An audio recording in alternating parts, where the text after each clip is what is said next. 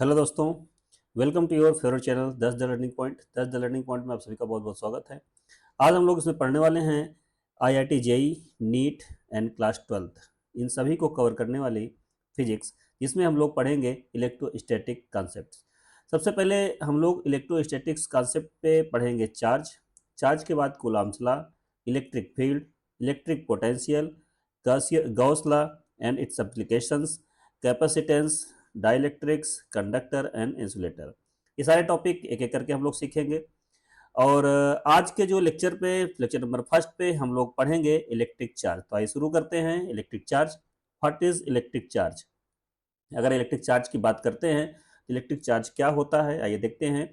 Electric charge basically, electric charge is the fundamental property of matter that causes it to experiences electrical force when placed in an electric field. Matter contain charged particles such as electron and proton. Basically इसमें यह कहा गया है कि जब भी किसी object में, जब भी इलेक्ट्रिक चार्ज की बात हम करते हैं, तो fundamental electric charge is the fundamental property of a matter. किसी मैटर की एक बेसिकली क्या होती है, फंडामेंटल प्रॉपर्टीज होती है that causes it to experiences electrical force when placed in electric field.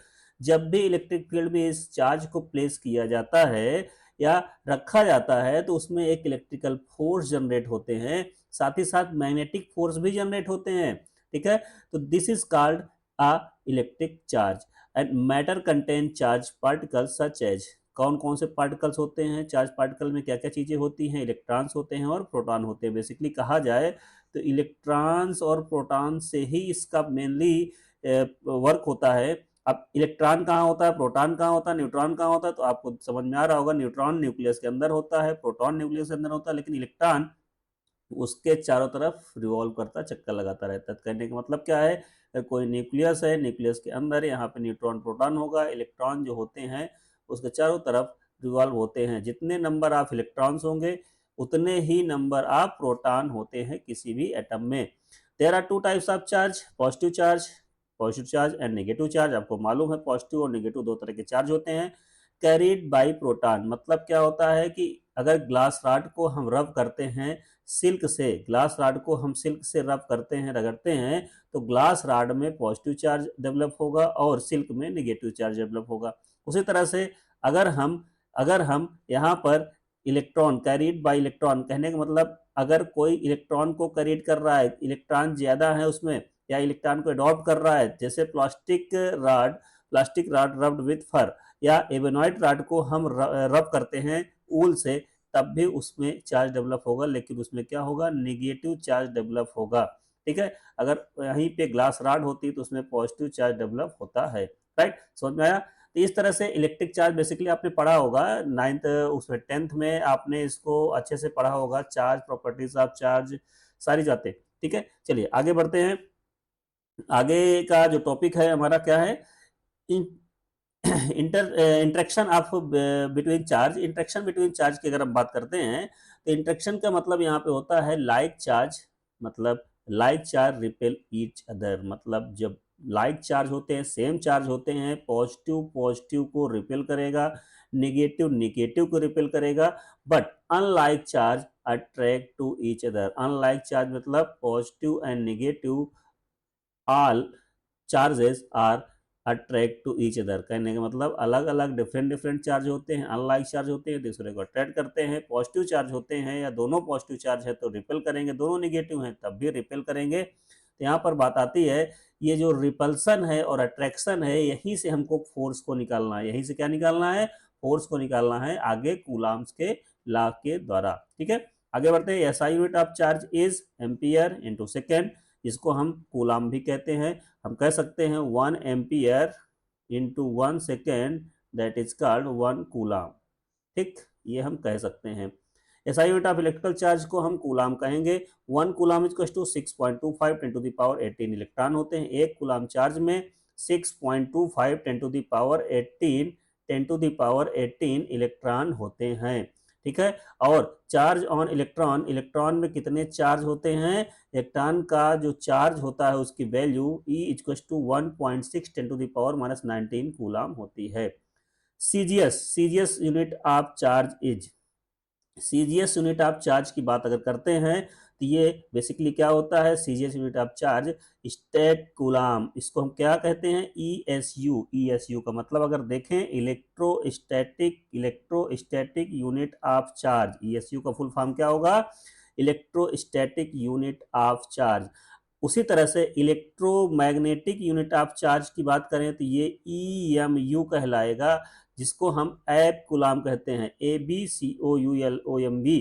तो यहाँ पर stat coulomb equals to 1/10 ab coulomb होता है, या हम लिख सकते हैं 1 ab coulomb is equals to 10 stat coulomb. समझ में आई बात।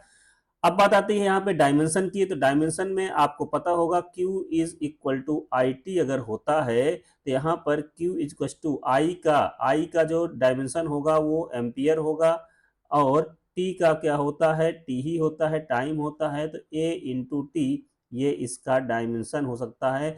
डायमेंशनल फार्मूला ये 11th में आपको पढ़ाया जाता है, तो इस तरह से हम डायमेंशन निकाल सकते हैं। 1 मिली कूलाम की बात करते हैं तो 10⁻³ कूलाम होता है। 1 माइक्रो कूलाम की बात करते हैं 10⁻6 होता है। 1 नैनो की बात आती है तो 10⁻9 होता है। अगर म्यू आया है, मिली आया है, नैनो आया है, तो आपको ध्यान देना है हमेशा 10⁻6 ये हो जाता है, 10⁻³ हो जाता है, 10⁻9 हो जाता है, तो इनको कन्वर्ट करके ही वैल्यू को यूज करना है। समझ में आई बात। चलिए आगे बढ़ते हैं। आगे क्या कहा गया है कि the ESU of charge is also called stat coulomb. ESU को हम स्टैट कूलाम कहते हैं और फ्रैंकलिन कहते हैं, and is related to EMU of charge. मतलब कहने का कि ईएमयू ऑफ चार्ज और ईएसयू ऑफ चार्ज का जो रिलेशन होता है 3 × 10⁻10 होता है।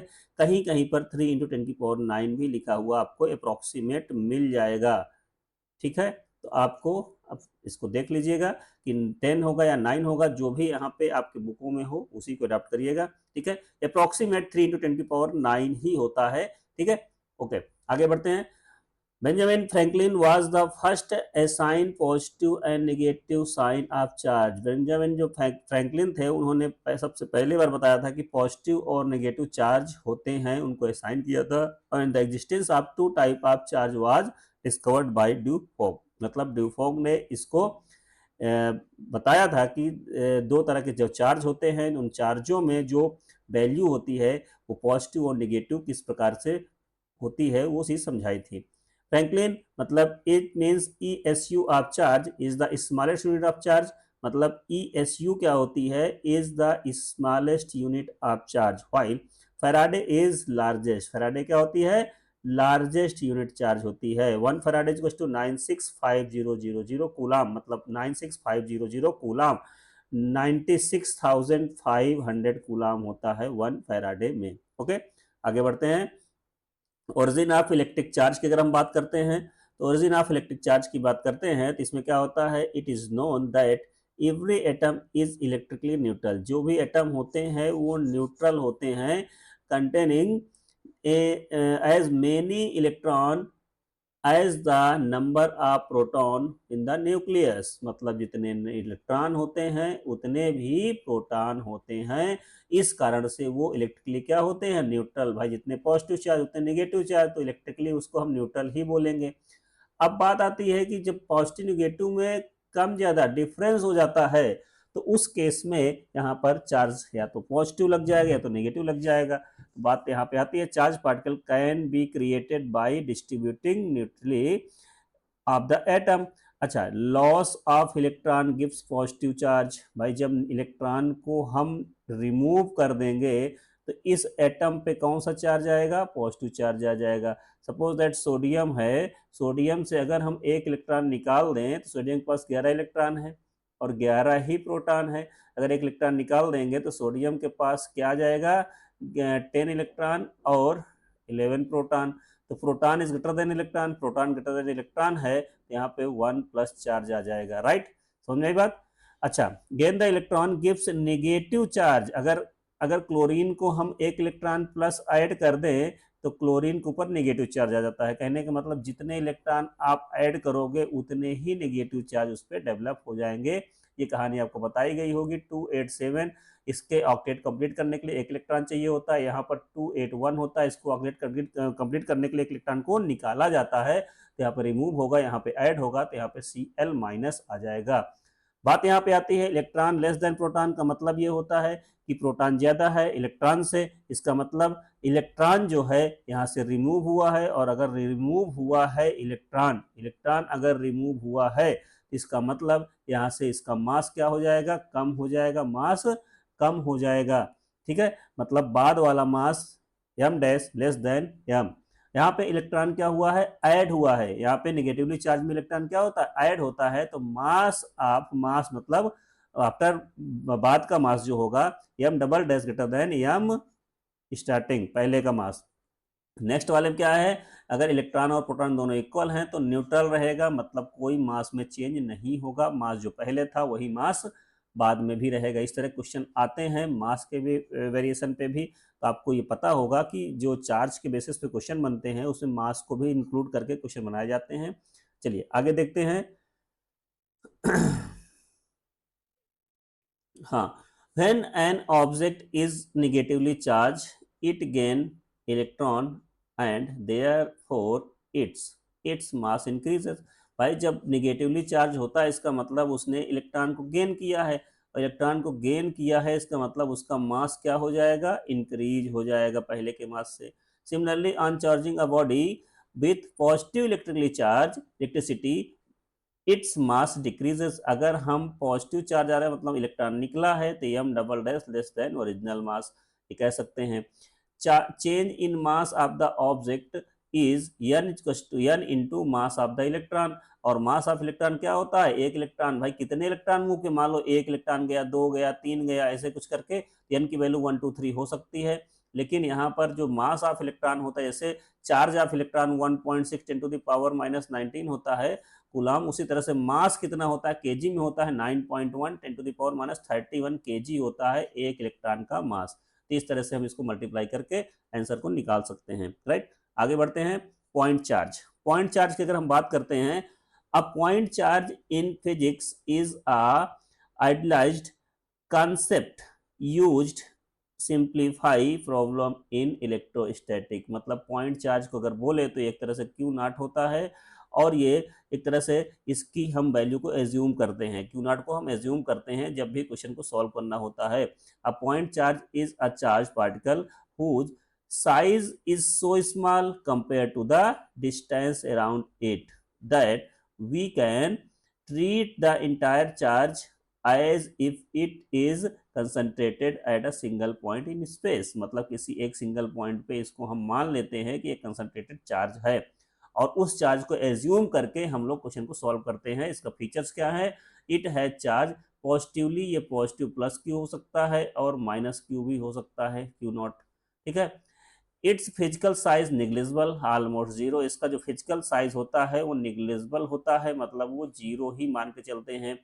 Use to simplify calculation in electric field, electric field में कैलकुलेशन को सिंप्लीफाई करने के लिए और फोर्स प्रॉब्लम को सॉल्व करने के, जब फोर्स की बात आएगी, जब हम इलेक्ट्रिसिटी फोर्स निकालेंगे कूलम्ब्स के लॉ के अकॉर्डिंग, एफ की वैल्यू निकालेंगे, उस समय हम इनको एक तरह से यूनिट चार्ज मान के चलते हैं, मतलब उसको हम पॉइंट चार्ज ही कह देते हैं, बहुत ही small quantity of charge. And commonly used in Coulomb's law, Coulomb's law में इसका बहुत यूज होता है। An electron and proton can be treated as a point charge in many cases because their size is extremely small। मतलब इसका size बहुत छोटा होता है, इसको हम हर जगह जब भी क्वेश्चन सॉल्व करेंगे जहाँ पे कूलम्ब्स का लॉ हो या फोर्स प्रॉब्लम हो, उन जगह हमको यूज करना होता है। ठीक है, बाद में ये निग्लेजिबल हो जाता है, कट जाता है, कैंसिल आउट हो जाता है। ओके, चलिए आगे बढ़ते हैं। Properties of electric charge, electric charge की क्या क्या प्रॉपर्टीज होती हैं।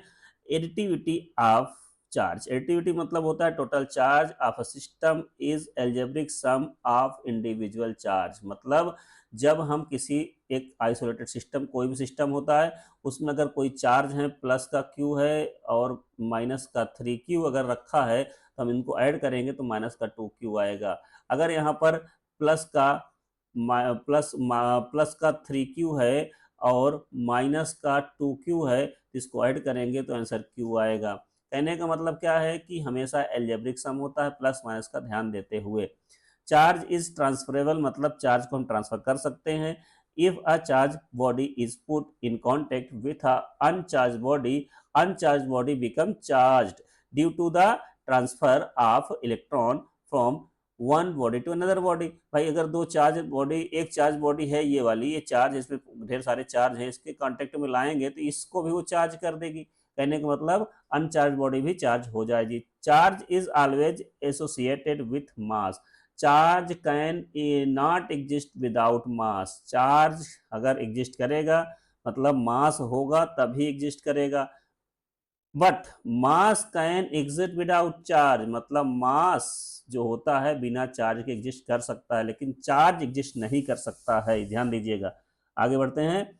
आगे बताया गया कंजर्वेशन ऑफ चार्ज। यहाँ पे the total electric charge of an isolated system remain constant, मतलब किसी भी आइसोलेटेड सिस्टम का जो चार्ज होता है वो हमेशा कांस्टेंट रहता है। Charge can neither be created not destroyed, only transfer. Charge को ना ही बना सकते हैं ना ही इसको डिस्ट्रॉय कर सकते हैं, केवल इसको हम ट्रांसफर कर सकते हैं। When electron move from one body to another body both body become charged, मतलब अगर एक बॉडी ये है इसमें चार्ज है और यहाँ पर इसके कांटेक्ट में आते ही ये भी चार्ज हो जाएगा। कहने का मतलब जब इलेक्ट्रॉनों का मूवमेंट होता है, इलेक्ट्रॉनों का अगर हम सोडियम की बात करें तो सोडियम से माइनस अगर एक इलेक्ट्रॉन निकाल दिया जाए तो यहाँ पर क्या आ जाएगा, यानी प्लस आ जाएगा। अगर क्लोरीन की बात करें प्लस इलेक्ट्रॉन लगा दिया जाए, इसमें ऐड कर दिया जाए तो Cl माइनस आ जाए। कहने का मतलब जब इलेक्ट्रॉनों का ट्रांसफर होता है एक बॉडी से दूसरे बॉडी में तो दूसरी बॉडी में चार्ज हो जाती है, कहने का मतलब उसमें कुछ ना कुछ चार्ज हो जाता है। अब बात आती है अगर यूरेनियम का एग्जाम्पल देखें, यूरेनियम का एग्जाम्पल देखा जाए तो 92 यूरेनियम 238, अगर इससे हम 2He4 मतलब वन अल्फा पार्टिकल को हम निकाल दें, वन अल्फा पार्टिकल की वैल्यू 2He4 ही होती है, तो वन अल्फा पार्टिकल अगर निकाल दें तो यहाँ पर 90 थोरियम 234 आ रहा है। कहने का मतलब अगर इसके इलेक्ट्रॉन की बात करें यहाँ 92 है और इधर 90 + 2 है, कहने का मतलब 92 इधर भी है, तो इलेक्ट्रॉन हमेशा क्या है, यहाँ पर इलेक्ट्रिक चार्ज जो है वो ऑलवेज कांस्टेंट है, मतलब charge can neither be created not destroyed. यहाँ पे चार्ज जितना भी है इलेक्ट्रिक चार्ज वो कांस्टेंट बना हुआ है, राइट। चलिए नेक्स्ट टॉपिक पढ़ते हैं, quantization of charge. Quantization of charge की बात करते हैं। Electric charge exist in discrete packets. Electric charge जो होता है पैकेट के फॉर्म में होते हैं। The smallest charge that can exist in nature in the charge of electron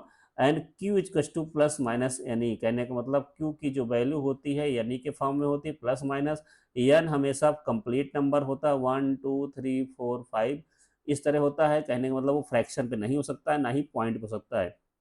जैसे चार्ज हमेशा एक कंप्लीट होता है, वो फ्रैक्शन या पॉइंट में नहीं होता, तो charge on the body can never be plus minus 3 2/3 17 point and 10⁻⁻5 etc।